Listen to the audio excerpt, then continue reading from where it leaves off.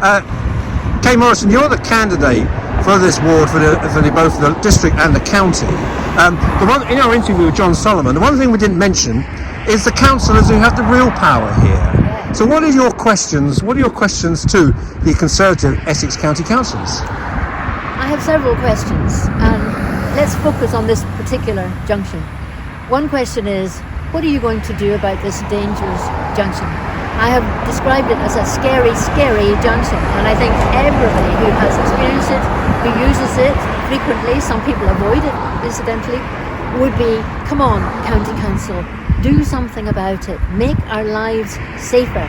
And I understand that the County Council will be looking at its budget, looking at how to fund it, and will maybe say, well, roundabouts, whether they're mini or otherwise, are expensive items.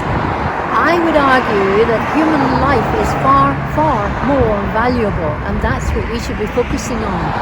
So the questions are, what are you going to do about it, and when? Because we should not be delaying this and kicking it off into the long grass. That's no good. That's not acceptable. So as if you got voted in for the Essex County Council, this is something, are there any promises you can make regarding this junction?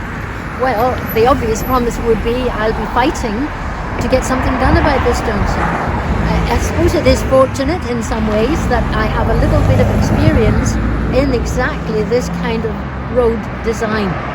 And I know how dangerous it is, how people are forced to take risks because they want to get out, they want to get across.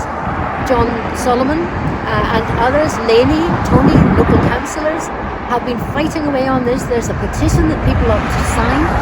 But in spite of all their efforts, in spite of all the work that's being done by the councillors, Labour councillors, and John Solomon, local activist, nothing has happened. Absolutely nothing has happened.